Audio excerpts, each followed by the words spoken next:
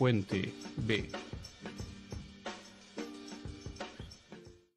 Partimos hablando un poco del combate naval de Iquique, siendo el 21 de mayo, y de ahí hablamos un poco de la Guerra del Pacífico con nuestro invitado Jaime González, pero nos abrimos un poco más de esto y estamos hablando ya de nuestros vecinos, de los conflictos que ha tenido Chile en general desde que se forma la República y cómo afecta la relación con los vecinos. Recién hablábamos un poco del casi conflicto bélico que estuvo a 4 minutos, como tú me dijiste, por el Bibi, por las islas Pitcairn, Lennox y Nueva... ¿Cómo se llama? Sí, Nueva y Lennox. Sí, claro.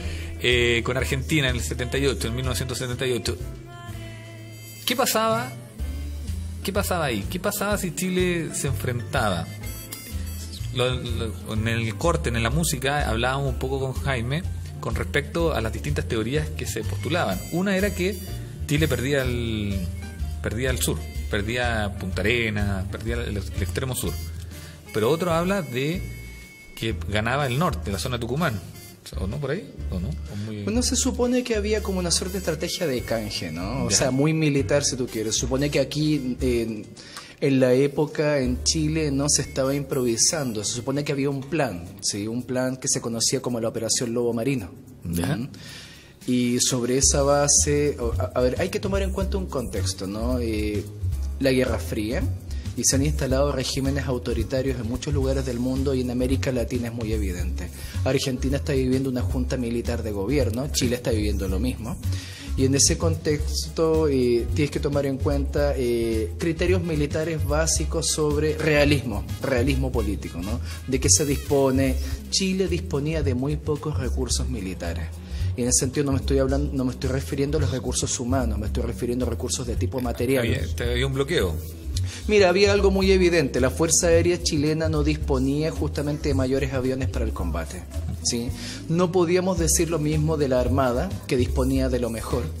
Y por lo que yo sé, justamente cuando ya la crisis era muy evidente y se venía la guerra, estoy diciendo diciembre del año 78, se supone que el almirante Merino le dijo justamente a la Junta, es decir, a Pinochet por una parte y a Gustavo Lee por el otro, de que él se comprometía a destruir a la escuadra argentina en el estrecho. Y por lo que tengo entendido, el resto de la Junta se encogió de hombros porque no estaba en condiciones de decir lo mismo. Claro, entonces, sí. lo fuerte era en el mar no había problema. Claro. Aéreamente Claro. era complejo porque se asumía que la batalla iba a ser por el sur, Así es. independiente del norte, pero los argentinos iban a bombardear Santiago. Había un plan llamado el Plan Soberanía, ¿no? Que manejaba justamente Argentina en torno a cortar a Chile en tres pedazos, ¿no? Por el norte, el centro y el sur. ¿Sí? Ahora hay un detalle, ¿no? Independientemente de que Argentina disponía precisamente de lo que nosotros no teníamos, ¿no? Es decir, recursos materiales, está el terrible detalle logístico que al parecer no estaban tomando en cuenta. Hay que cruzar una cordillera, Sí. una cordillera bastante alta, que solo Santiago tiene una altura promedio de 4.000 metros. Sí, y además justamente no están las condiciones ambientales adecuadas durante todo el año para estar cruzando. ¿Te das cuenta? Hay un periodo de invierno, eso existe, y al parecer el Plan Soberanía no estaba contemplando ese pequeño gran detalle. No, pues de hecho la gente que, bueno, de la provincia de Cordillera, o toda la gente de Santiago en general, cuando va hacia el Cajón del Maipo y va al embalse El Yeso, Ajá. ahí puede encontrar instalaciones que se crearon en aquella época Así es. para los soldados, porque es un cruce natural. Ahí se puede cruzar a Argentina y se sabía que por ahí podían ingresar las tropas argentinas o viceversa. Entonces, Claro. ahí se estaba resguardando, y eso lo pueden ver en la actualidad. Está obviamente ya desmantelado,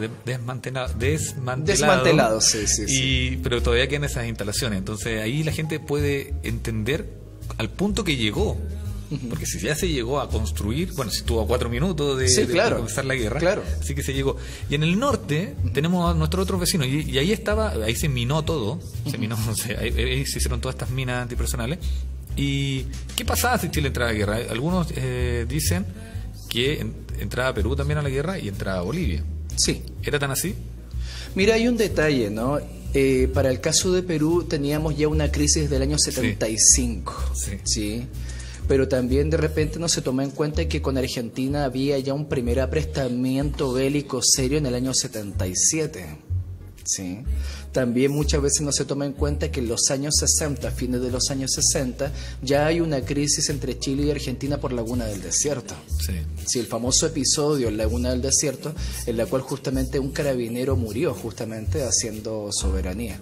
¿Te das cuenta? Entonces, claro, con esto no estoy queriendo caer en un argumento patriotero, pero estoy hablando justamente del contexto militar de época. Ahora, hay un detalle. ¿Cómo yo entiendo estos hitos? ¿Por qué ocurre esto? ¿Qué es lo que está pasando? Hay dos hitos militares claves para entender todo esto, ¿no? Uno de ellos se da en 1810, ¿no? Cuando se derrumba el Imperio Colonial Español y sobre esa base se construyen distintos estados en lo que había sido el Imperio Español en Sudamérica. Entonces es un hito clave porque justamente se pasó de la unión al separatismo, la fragmentación y todo lo que conocemos después, ¿no? El segundo gran hito son las grandes guerras entre estados sudamericanos, ¿no? Que se dan en el siglo XIX y que son dos, ¿no? La guerra de la Triple Alianza, ¿te das cuenta? Que se da en una verdadera alianza entre Brasil, Argentina y Uruguay contra Paraguay. Te estoy hablando de una guerra que estalla en el año 1864 y termina en 1870, ¿ya? Y la guerra del Pacífico, la que está con la que comenzamos a discutir, que estalla en 1879 y termina en 1883. No fueron solo guerras, o sea, se creó un orden político y militar.